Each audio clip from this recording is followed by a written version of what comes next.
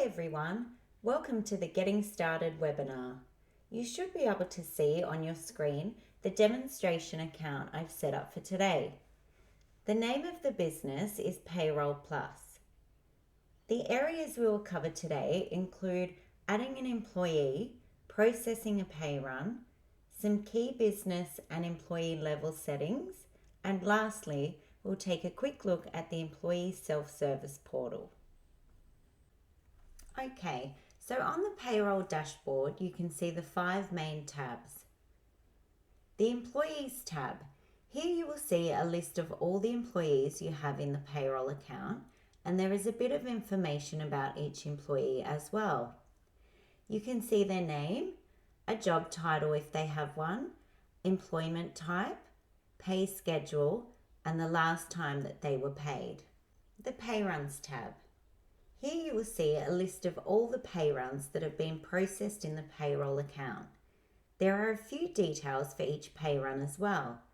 You can see the pay period, the paid date, pay run status, pay schedule, the number of employees, total hours, and the gross and net wages. The Approved Leave tab. This is a monthly view of all the approved leave in the payroll account. You can click on any of the leave requests in order to see more information. We can see Brandon Mensley has a leave request for the 25th and 26th of May. His leave balance is 90.26 hours, approved leave 15.2 hours, his available balance is 75.06 hours, and the leave required is 15.2 hours. By hovering over the approved icon, we can see that the leave request was approved by myself and the date and the time. The Reports tab. Here we have a full suite of all the available reports, and they are grouped into the following categories: payroll, employee, time and attendance, ATO reporting, and report packs. The Payroll Settings tab. This is an important section to be aware of, as this is where you can configure all the business level settings that are specific to your business. There are a number of default settings in place when you first sign up, but you can change any of these settings and add new ones if required.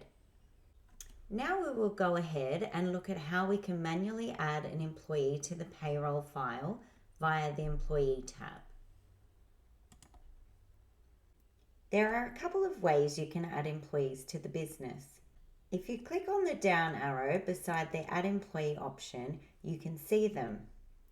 You can start the employee self-setup. This entails you entering a minimum amount of information for each employee.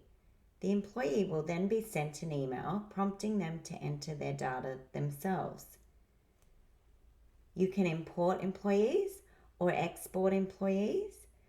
This is handy if you'd like to get a template to add employees to use the import option. But today we're going to click on the Add Employee option, which will launch the 4-step employee wizard. The first section is the personal details. You will need to add in all the personal details for your employee here. I'm going to go ahead and enter this employee's details. I've added the name, date of birth, and gender. If the employee does not want their gender specified for any reason, you can select the unspecified option. You can begin to type in the employee's address and select it when it appears on the drop-down.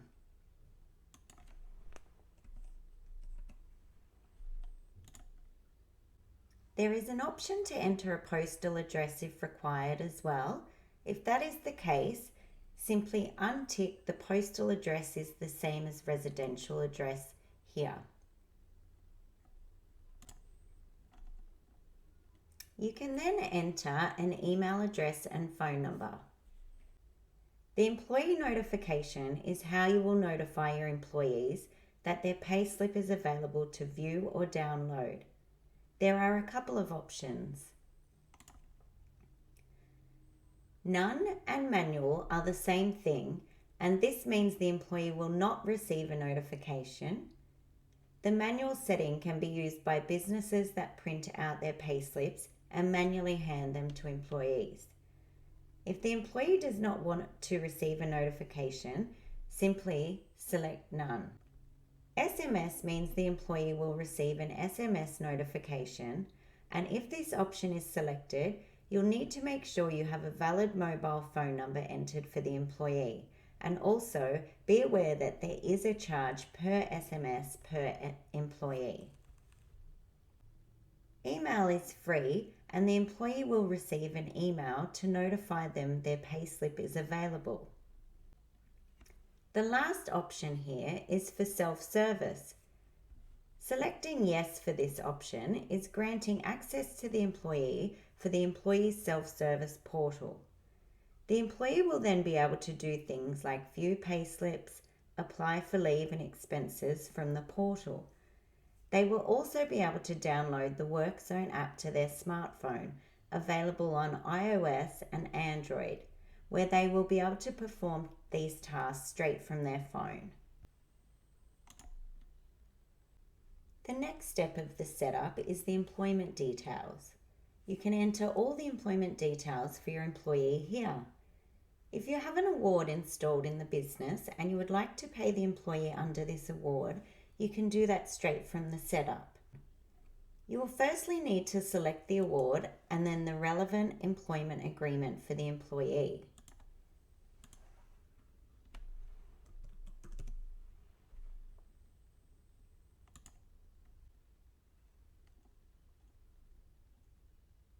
You can see here that the pay rate template, employment type, and primary pay category fields have all auto-filled.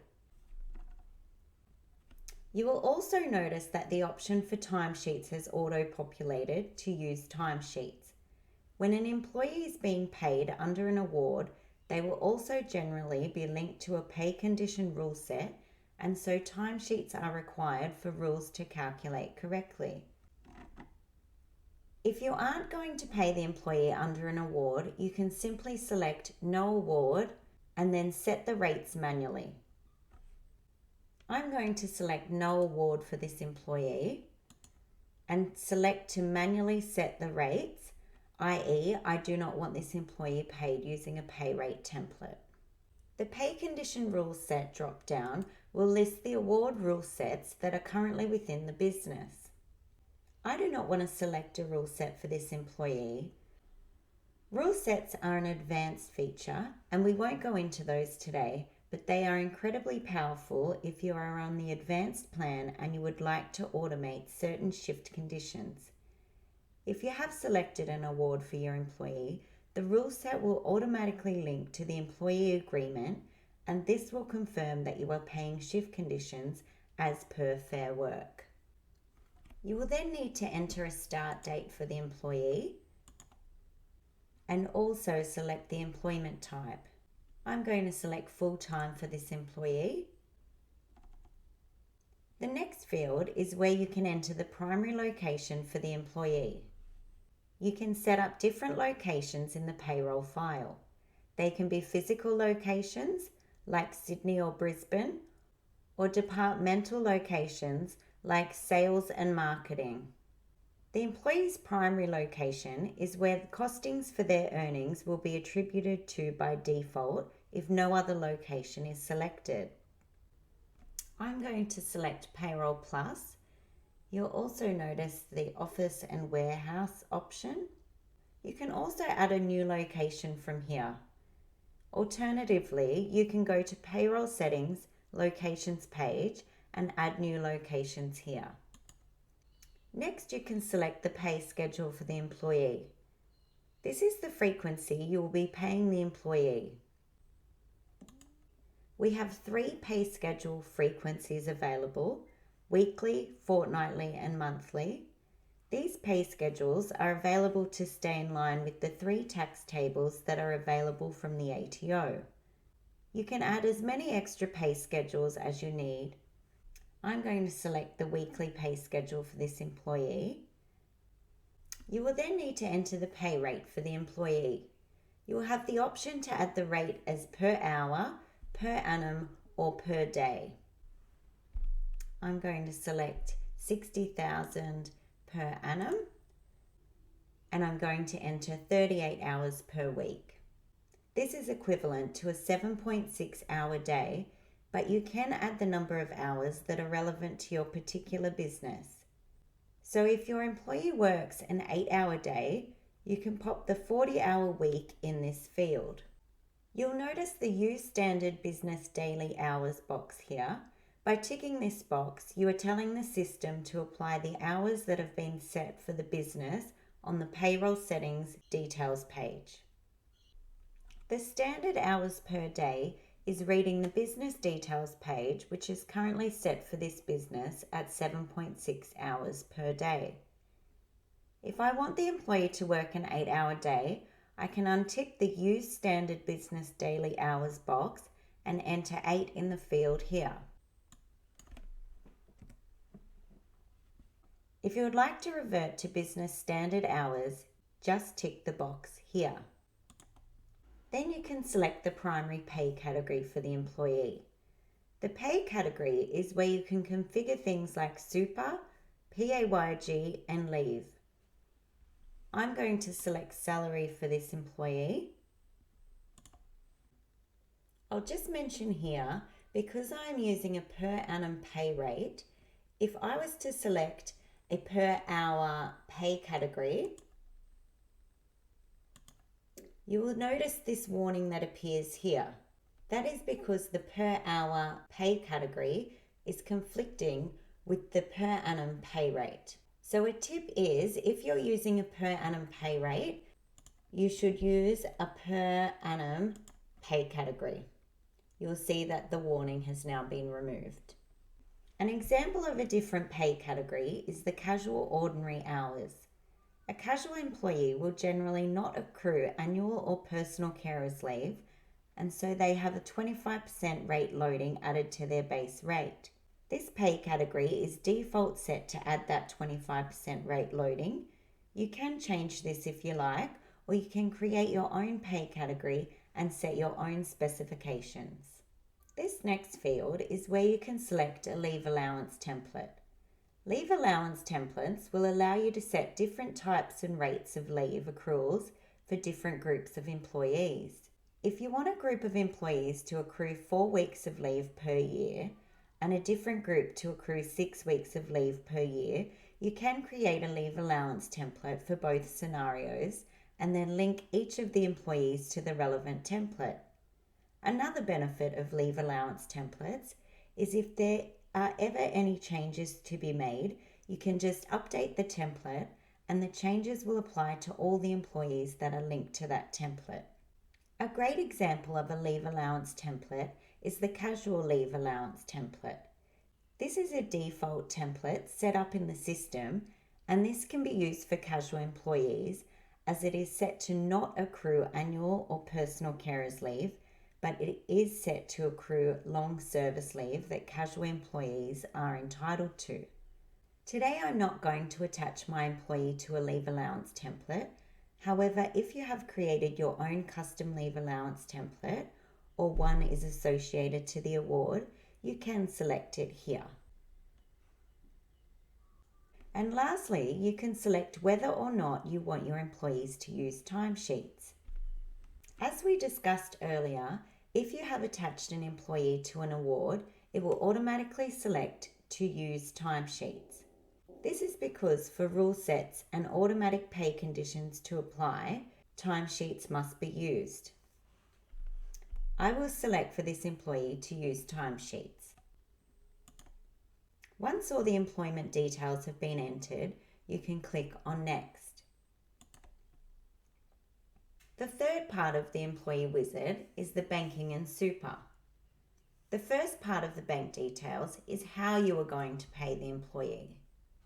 There are a couple of options here. You have BPay.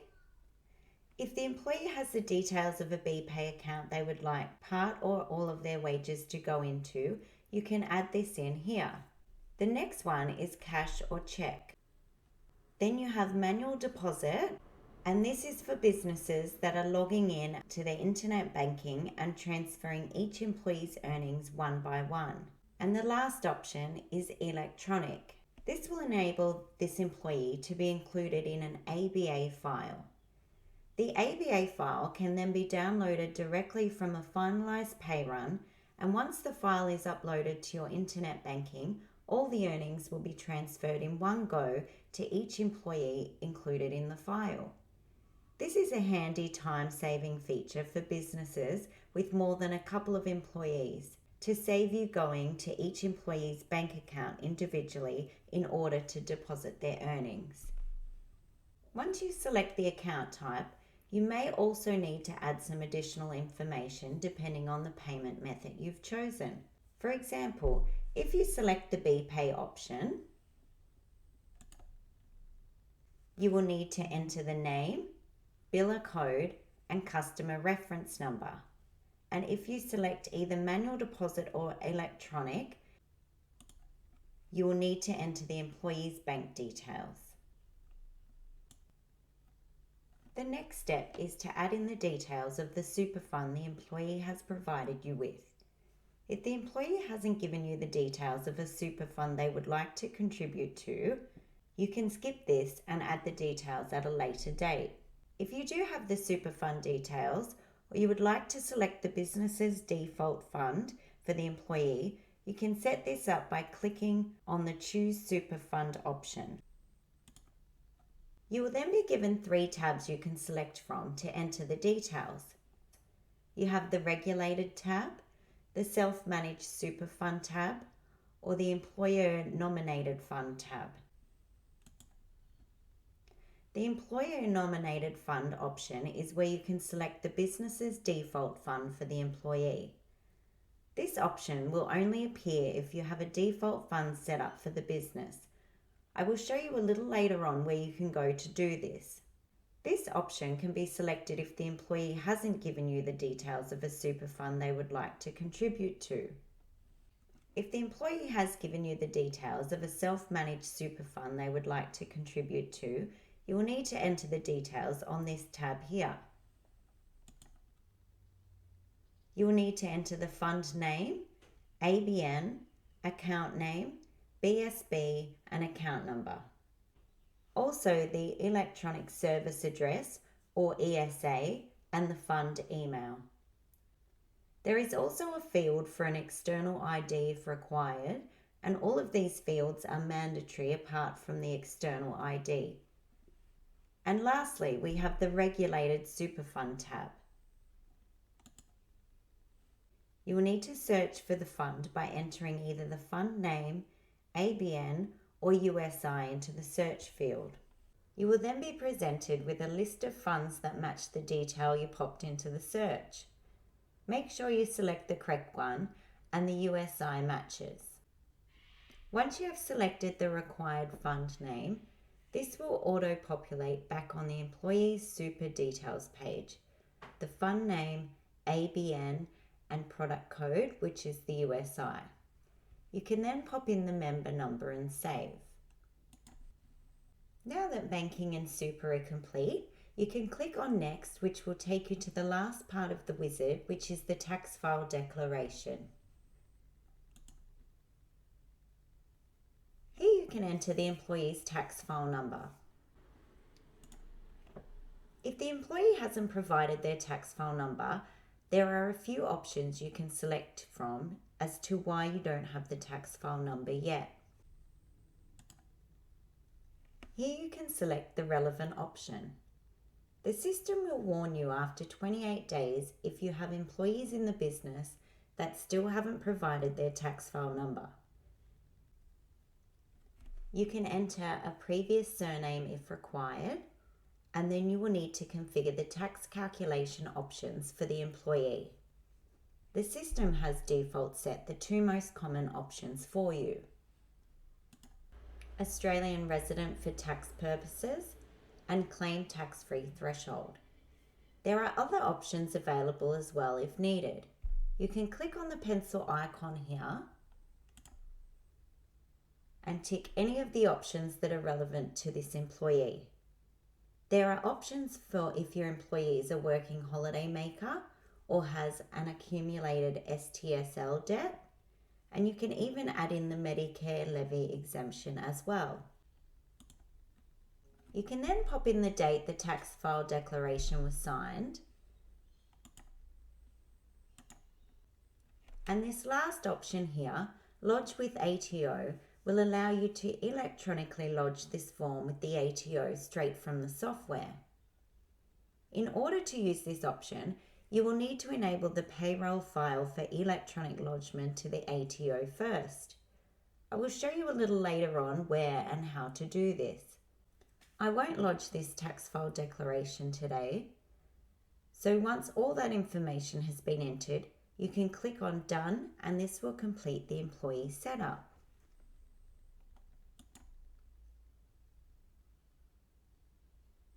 Once the employee has been successfully added to the payroll file, you will be taken to this screen here where you can go straight to the employee's file.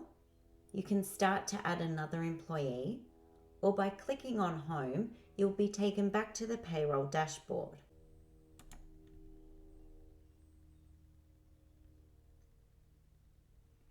Back here on the payroll dashboard, if we go to the Employees tab, you can now see the employee that we just entered. You can see here some of the employee information, but the last paid column is showing that the employee has not been paid yet. Once we include this employee in a pay run, that will change and it will show the date of the last pay run the employee was included in. I will come back after we have processed the pay run and show you how that updates. Okay, so that completes the first part of the presentation today, and we will now move on to creating a pay run. From the payroll dashboard, you will need to click on the New Pay Run option.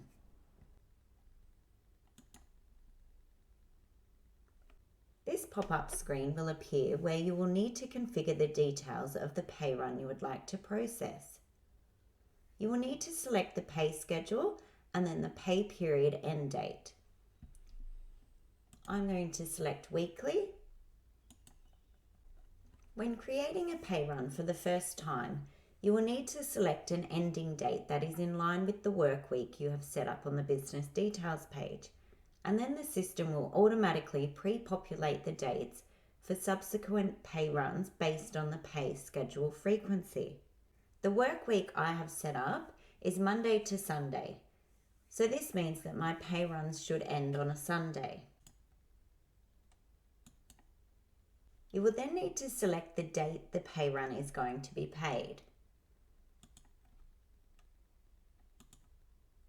The next two options here are available if you need to process an ad hoc or out-of-cycle pay run. The first one is manually add employees to this pay run.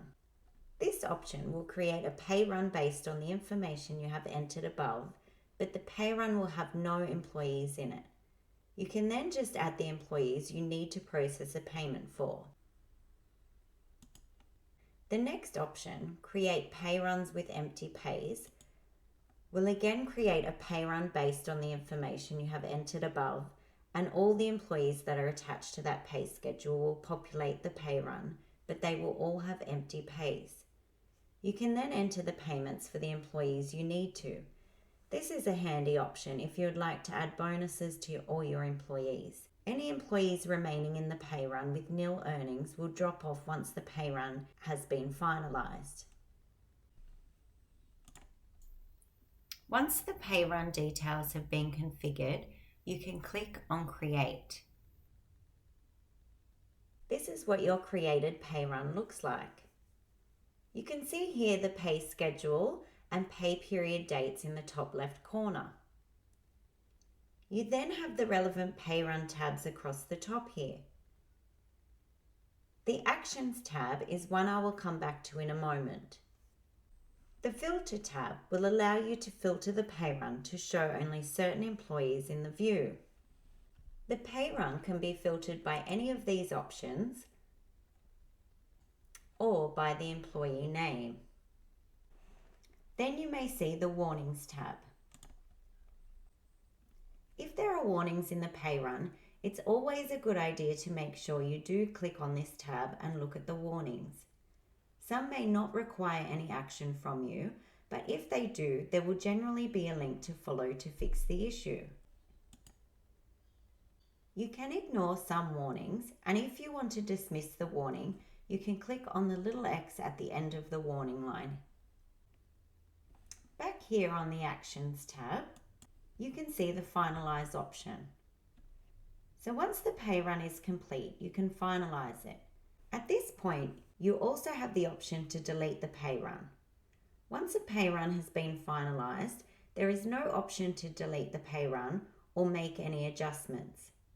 And you will also need to be aware that if you do delete a pay run, this cannot be restored or recovered, so make sure you are confident when deleting any pay runs. There is, however, an option to unlock a pay run after it's been finalized so you can make adjustments. I will show you how to do this in a moment. And you also need to be aware that you can't unlock a pay run if there has been automated super payments made, which includes super contributions from that pay run. The next option here is the Pay Run Actions button. Here you have a couple of other tasks available in the created pay run. You have the option to add a message, add employees, adjust the pay period, import timesheets, export and import the pay run. The Recalculate Pay Run option is handy if you make any business level changes that require data to be changed within a pay run. For example, you might change the loading percentage in a pay category or whether or not leave will accrue when a certain pay category is used. If you make these changes and want the pay run data to be adjusted accordingly, the Recalculate option will do this. Note that this is applicable for business level changes, not employee level changes. For example, if you change the hourly rate of an employee, the Recalculate option will not work. In that case, you'll need to exclude the employee from the pay run before making the change and then re-include them. Additionally, this method will only work if the pay run is the employee's most current pay run. For example, if you need to change pay run data from 3 pays ago, you will need to unlock each pay run starting from the most recent, going back to the one in question. You can then exclude the employee and re-include them. Once you are happy with the data, you can then finalize that pay run and the other more recent pay runs. There are a couple of reports you can access. The Reports option allows you to download and view the 2 most common payroll reports, the Audit Report and the Pay Run Variance Report. This option allows you to view the draft reports before the pay run is finalized. And there are a lot of other reports that you are able to view via the Reports page. However, these reports will show data from finalized pay runs only. The next button will allow you to view draft pay slips before you finalize the pay run. Be aware these will differ from the actual pay slips for the fact that bank and super details are not shown on the draft pay slips. The next tab here is the Leave Requests tab. If there are any leave requests in the business that have not been applied, you'll see them here. The first employee here, Brandon Mensley, has applied for leave without pay in April, and this pay run is a May pay run. The reason the leave request is still showing is because the leave has not been applied. If the employee decided not to take the leave in April and you want to stop this mention coming into every pay run, you can mark as applied manually.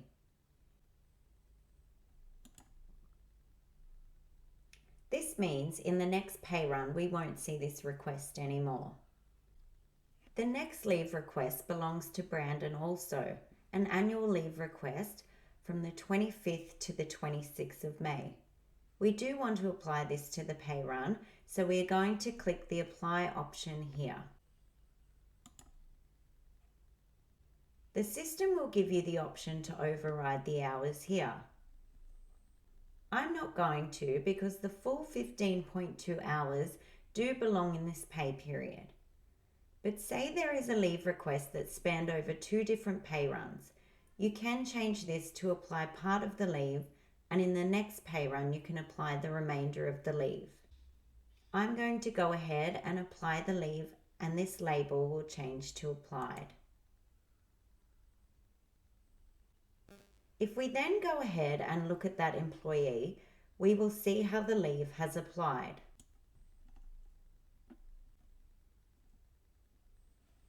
We can see the leave taken line, 15.2 hours for annual leave. This note tells us the dates of the leave and how many units have applied, along with the available hours. You will now notice that there are 3 lines. This line here, the permanent ordinary hours for 38 hours, this is his usual earnings line. What the system then does is takes away 15.2 hours from his usual pay category, permanent ordinary hours, and allocates the 15.2 hours to the annual leave taken line. The end result is still that he is being paid his usual 38 hours. However, this method allows reporting to split the permanent ordinary hours and the annual leave taken hours. If your employee uses timesheets, it will not look like this. This is because an employee that uses timesheets wouldn't be expected to have already hours submitted for any leave taken. So what the system will do is there will be one earnings line for the leave taken, and the other earnings lines can be there for any timesheets that the employee submits for time worked. Now, if we look at the pay run results as a whole, we will see that there are the pay run details for the included employees. You will see the employees' names listed down the side and all of the headings for the included information across the top here. I will draw your attention to one of these headings, which is for the expenses column. If an employee has incurred a work-related expense and they are being reimbursed for this, the figure for that amount will appear in this column. But because expenses are a reimbursement and not an earnings, this amount will not be included in the net earnings at the end here. When you go to actually pay the employee, you will need to make sure you include both the expenses figure and the net figure to give you the total you need to pay the employee. If you're using an ABA file, both of these amounts will be included, but if you're paying your employees any other way, you will need to make sure you include both amounts in the total. So for example, let's add an expense request for employee Andrea. Click on her name to expand the file. Click on that blue Actions button. Select Add Expense. Select the expense category. I'm going to enter $100 and save. You will see Andrea's net earnings remain the same, and the $100 now appears in the expenses column. Looking at our new employee Alice, we can see that she has come through with total hours of 0. Although we did select for her work week to be 38 hours a week, we also selected that she is going to use timesheets. Without timesheets being approved and imported, there won't be any earnings added automatically to the pay run for her. If the employee's circumstances change and they want to be paid by default certain hours in the pay run, you can do that. If you click this pencil icon to the right of the employee's name, this handy shortcut will take you straight to their employee file. All the pay run settings that we need are listed under the pay run defaults page. You'll notice this setting here, pay these earnings by default in a pay run. If we click this box here, the system will actually remind us that we have selected for this employee to use timesheets, And selecting this box as well, there may be earnings that may be doubled up. Once I update the timesheet setting to do not use timesheets, or even use timesheets for exceptions only, e.g. overtime, that warning will disappear and the system each weekly pay run will automatically include 38 hours per week for Alice. We'll click save and return to the pay run. Because we have made changes to the employee file and the pay run is already open, those changes will not be transferred to the pay run easily. For those changes to apply to this pay run, we can exclude the employee from the pay run.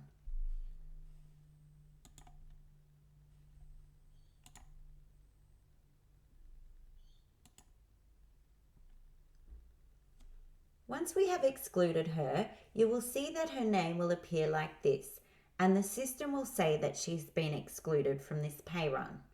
If we include her in the pay run, it will now be using the new settings and the 38 hours will appear in the pay run by default. As I mentioned before, you can see all the employees listed down the side here. If we click on one of the employees' names, this will expand their earnings so we can see the details of those earnings. Some of the detail here includes the pay category, location, number of hours, and the hourly rate the employee is being paid. Below this is the leave accruals for the employee. You'll remember we selected the pay category, permanent ordinary hours, which is set to accrue leave. So here you can see the types of leave this employee is accruing and the amounts of each type of leave. You also have the option here, leave balances. This option will show you the balance of each leave type, and this balance will include any leave that has accrued in this pay run. The next option here is the actions button. This is a very handy one to be aware of with a number of actions available. Here you can do things like add earnings. This is handy for paying earnings that are a one-off instance like overtime. To do this, you would click on the add earnings option and you can see that has created another earnings line. You would then just pop in the required detail for this extra earnings line. For example, here I will select an overtime pay category, enter the number of hours, and then click on save. We can see these earnings have been added to the employee's total. Some of the other options on the actions button are add a lump sum payment, which you can use for paying bonuses or commissions, calculating a gross payment from a net figure, add an expense, and make a deduction. You can use the add a deduction option to add in a one-off salary sacrifice to super deduction for the employee. If you click on this option, you will see it creates a deduction line where you can then just enter the detail for the deduction. For this example, I will select the salary sacrifice super deduction category, and then you'll need to select a payment option. Just note that when you are setting up a salary sacrifice super deduction, you will need to make sure the deduction is always paid to a super fund. There are system default deduction categories, and these are already configured to pay RESC directly to a super fund. This ensures that the deduction is reported correctly at the end of year as RESC, and also to ensure the payment appears in the super reports for when you go to actually pay the super. You can enter any notes and the amount for the deduction and then save.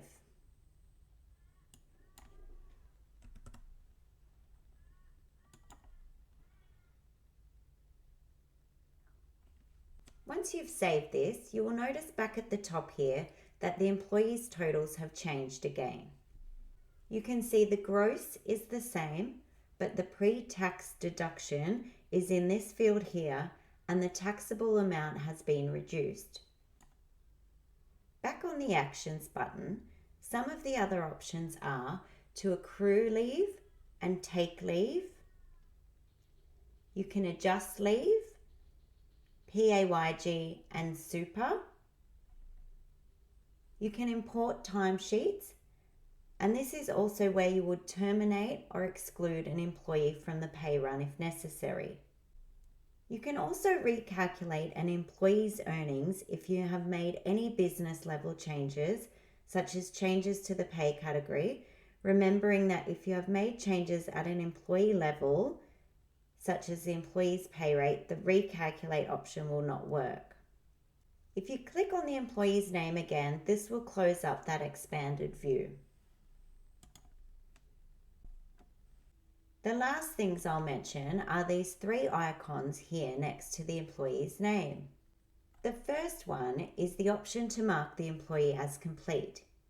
If you have a large payroll and you want to go through the employees and check them off, you can click on this option so that at a quick glance you can see which employees have been completed.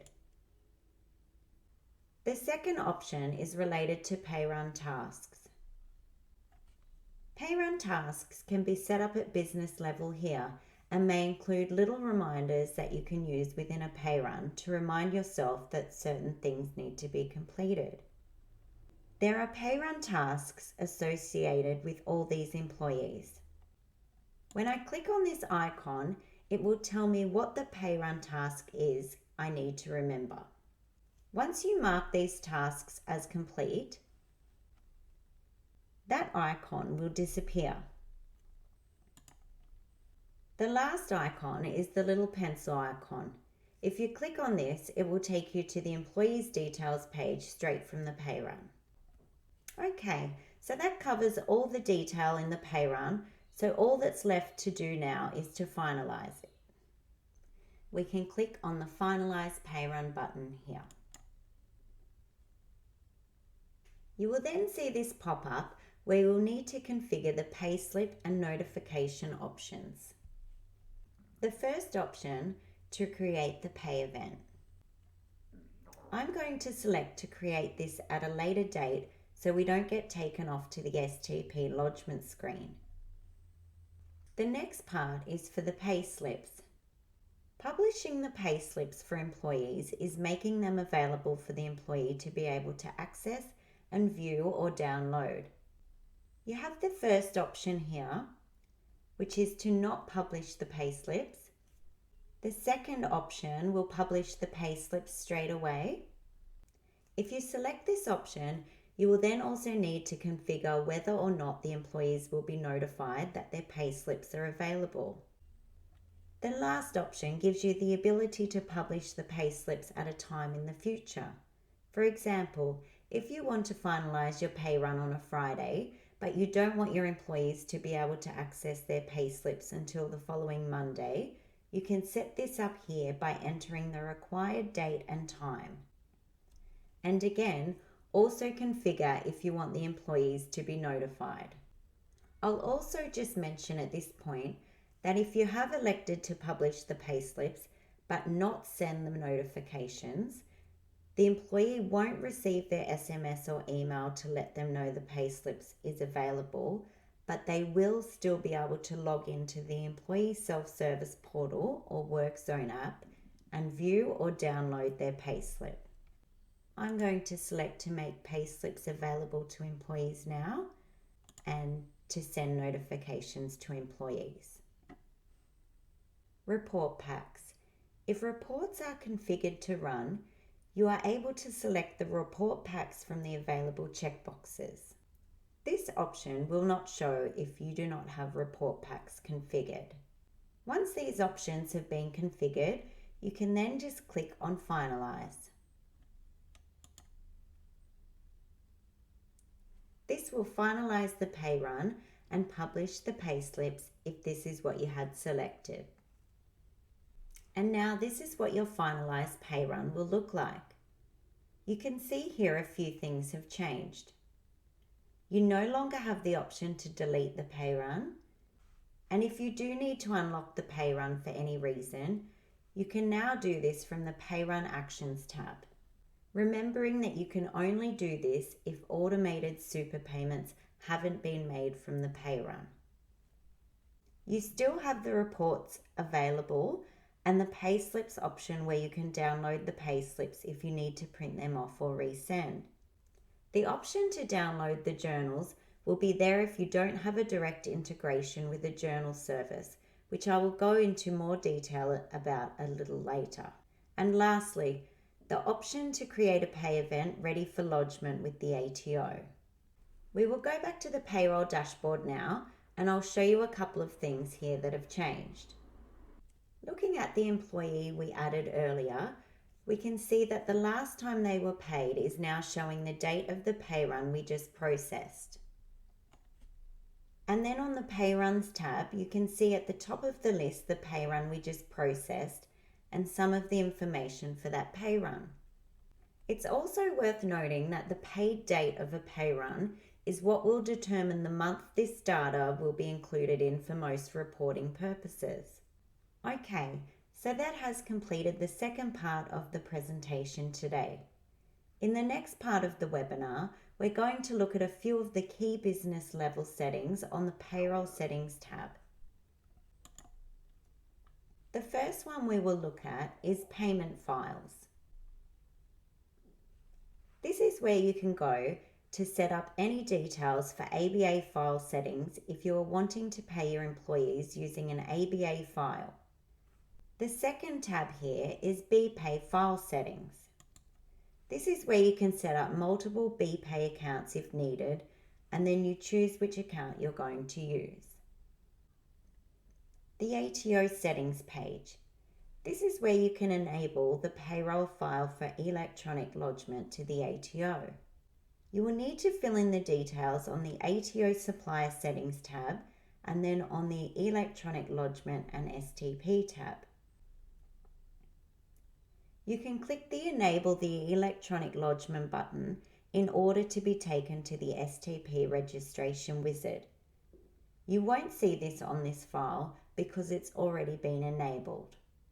This allows you to enter the required business details, show you how to register the software ID with the ATO, and enable the payroll software for the electronic lodgement of STP information to the ATO.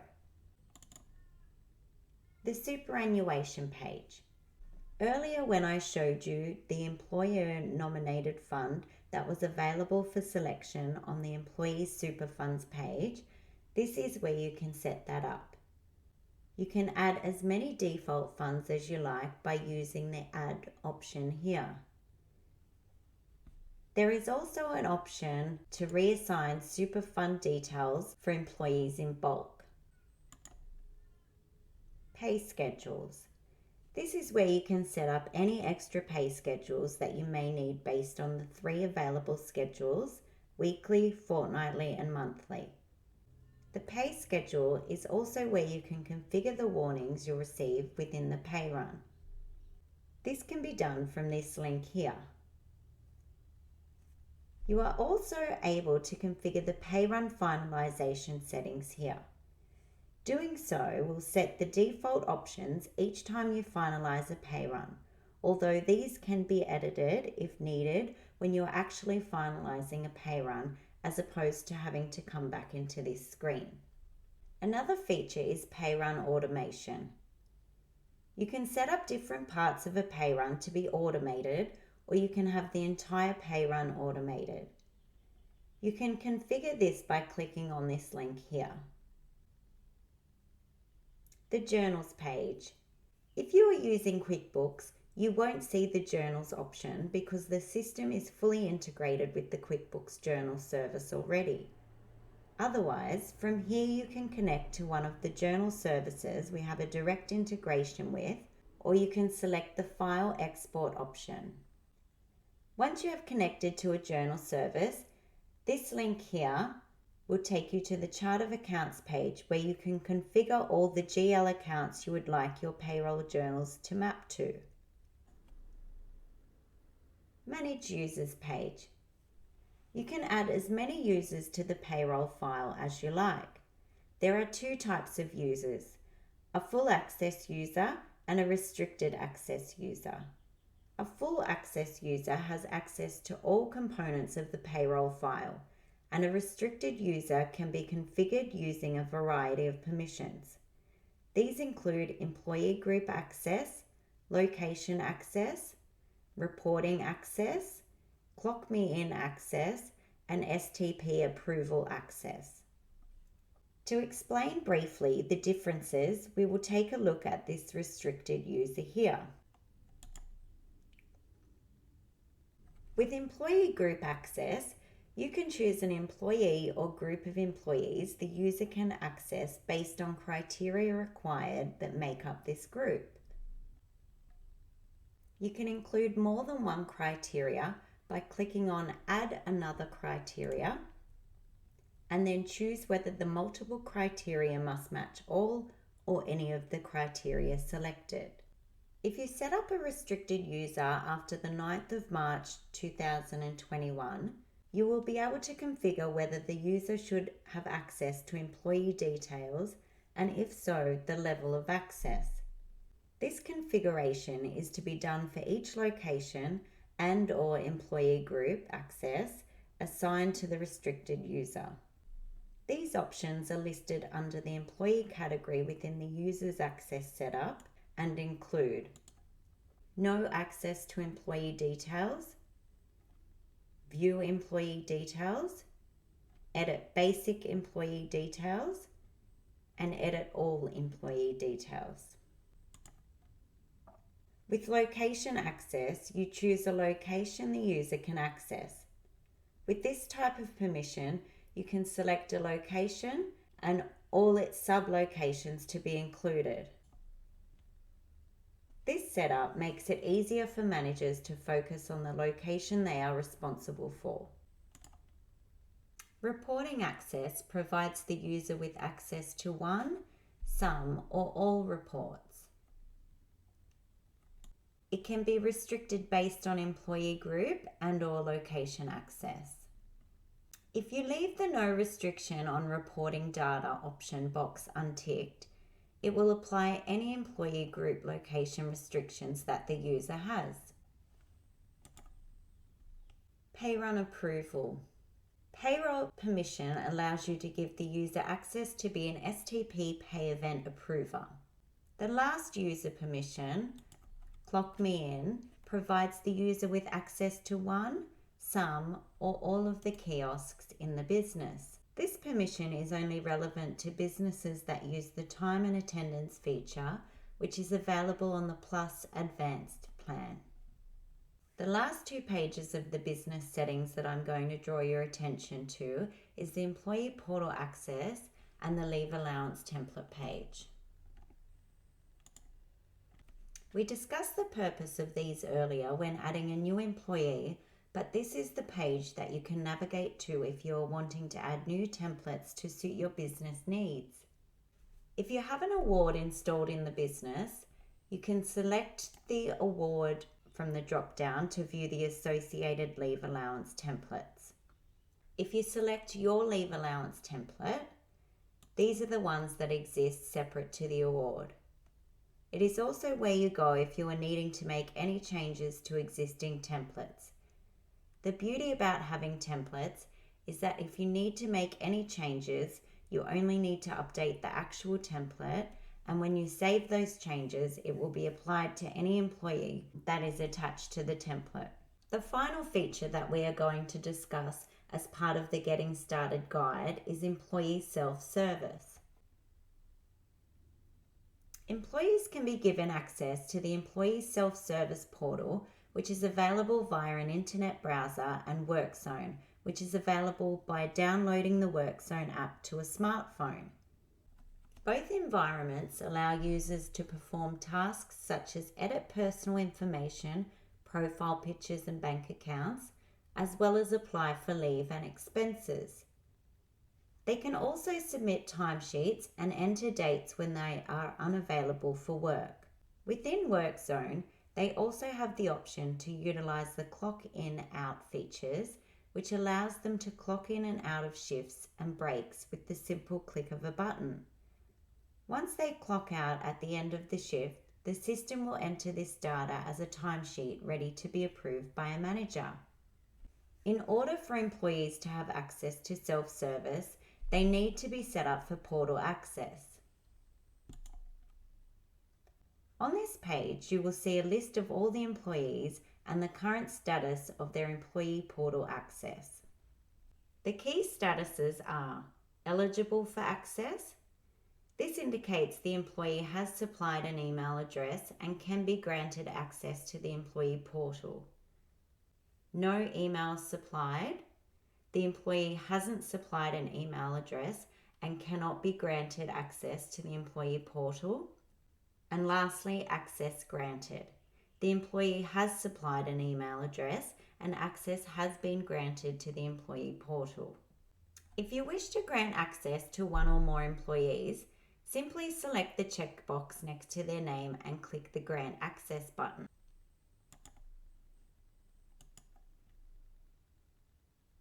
If you wish to revoke access, click on the checkbox next to the employee's name and then click the Revoke Access button.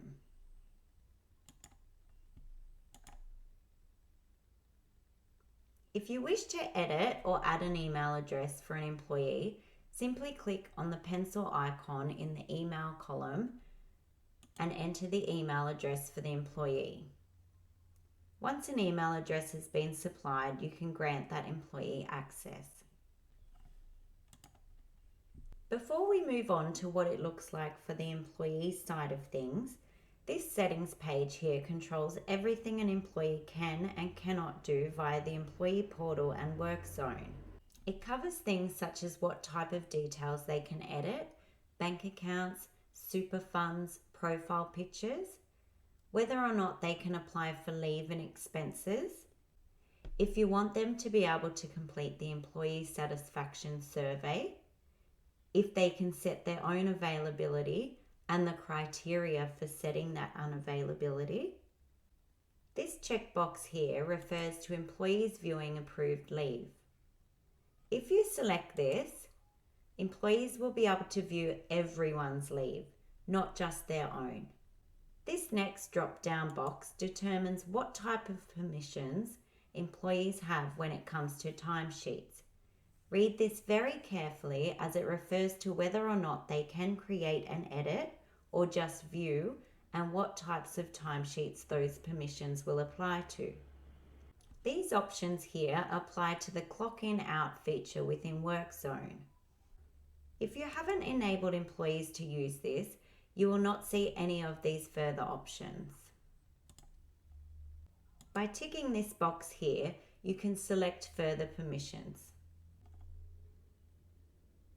This last box here is whether or not employees will receive a notification when details, personal, bank account, superannuation details have been updated.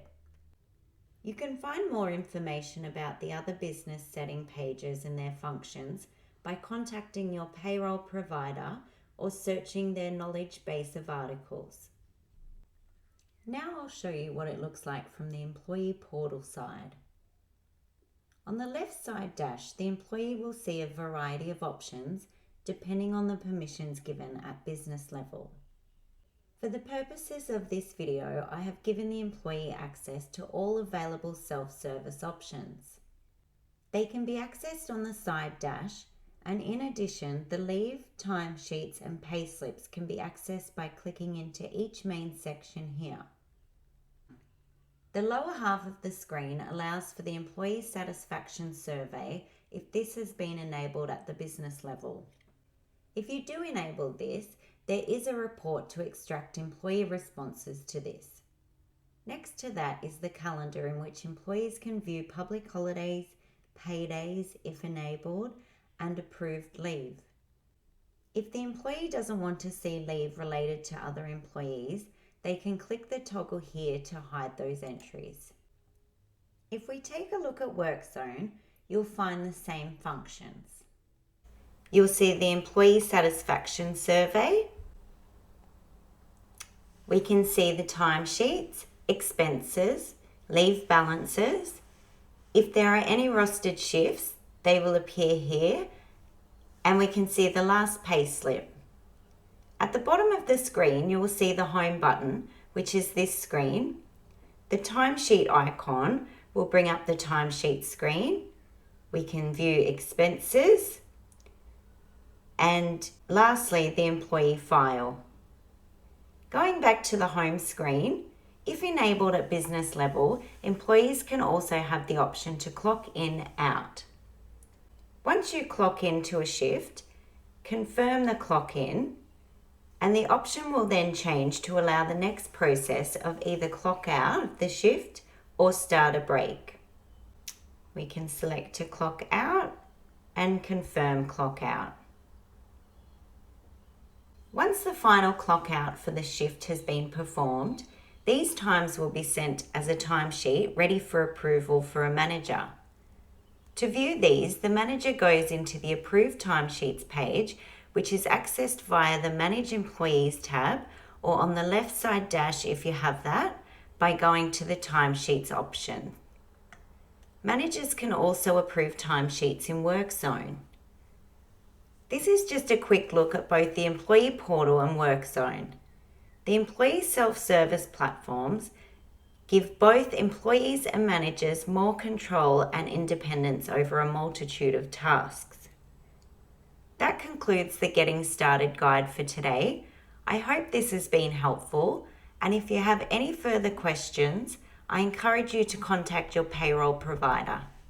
Thank you very much.